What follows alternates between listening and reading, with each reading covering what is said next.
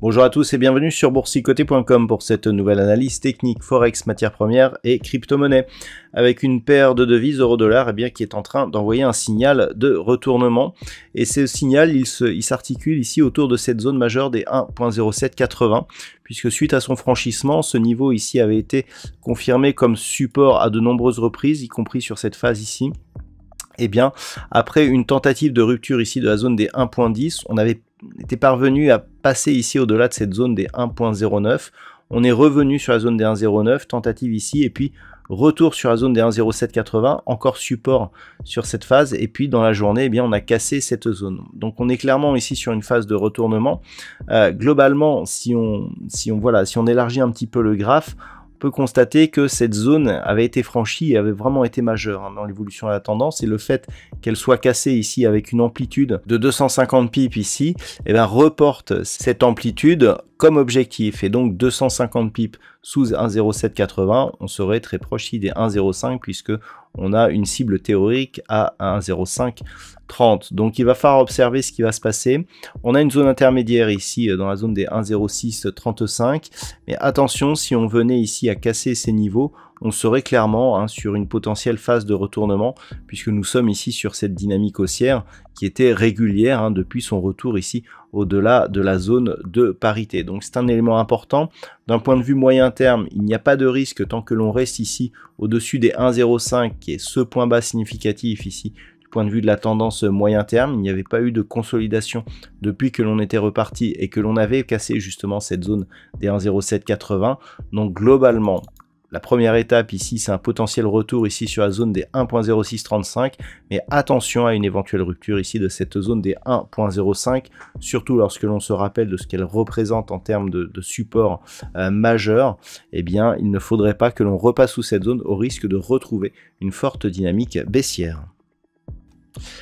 Et l'analyse de la paire de devises euro-dollar est confirmée par cette paire de devises livre sterling contre dollar américain, puisqu'en repassant sous 1.2270, j'attirais votre attention sur un possible retour ici sur cette zone des 1.20 et surtout sur la validation ici d'une configuration moyen terme en double top.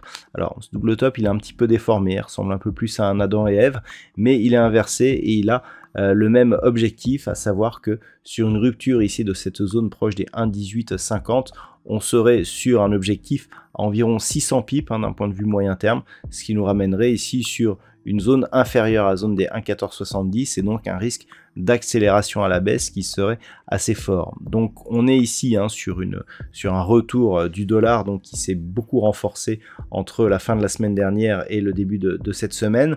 Il va falloir surveiller ici cette zone qui était un niveau historique avant sa rupture. C'est un niveau ici des 1.20 qui est toujours un support majeur. La rupture ici de ce niveau nous ramènerait très probablement sur cette zone ici intermédiaire de point bas qui déclencherait donc le double top sur un niveau proche des 1.1850. Attention donc à surveiller ici ce niveau des 1.20. Tout rebond significatif n'apporterait rien de plus tant que l'on resterait ici sous cette zone des 1.2120. Le retournement du marché et le retour de la hausse du dollar américain se matérialise aussi sur l'or. L'or qui était parvenu ici à revenir sur cette zone majeure des 1957,60 $ l'once est revenu sur cette zone des 1910. Regardez ici comment on a atterri en douceur sur cette zone de support et puis boum, on a cassé ici, premier contact, cassure et on retrouve ici la zone des 1880 $ l'once comme résistance. C'est très net sur cette bougie, ce qui globalement nous donne ici une configuration de consolidation. On est ici sur une dynamique haussière. Si on trace les retracements de Fibonacci ici sur cette dynamique, on a quelque chose qui ressemble à ça et on est actuellement en train de tester la zone 50-61,8%. On a cassé ici le 23,6, le 38,2 et on est dans la zone 50-61,8. C'est-à-dire si on commence à affaiblir cette dynamique et que lorsque l'on constate ici que cette zone des 1850 est très proche du dernier retracement de Fibonacci à 61,8% qui se situe à 1851,68, on se dit qu'en cas de rupture de cette zone des 1850, eh bien on pourrait connaître une accélération baissière donc du mouvement sur l'or en direction d'un retracement total, ce qui nous donnerait comme objectif un possible retour ici sur un niveau proche des 1780 $ l'once. Attention donc à la rupture éventuelle de cette zone des 1850 $ l'once. Sur le pétrole, là aussi, nous sommes sur une possible poursuite d'un mouvement de fond qui reste baissier. Nous étions auparavant dans un mouvement relativement fort. On avait cassé ici cette zone de support oblique. Et puis, on avait tenté une première stabilisation ici entre 75 et 93,50, puis entre 70 et 84. Après avoir manqué de peu ici un test sur la zone des 84 $ le baril, ce dont on se rend compte, c'est que on avait ici une petite dynamique qui a été cassée elle aussi. On a un gros contact ici sur la bande de Bollinger inférieure sur cette unité de temps daily. Donc l'objectif, eh bien pour l'instant, se situe sur un retour sur la zone des 70,40 ici, qui avait été le théâtre d'un support au début du mois de décembre.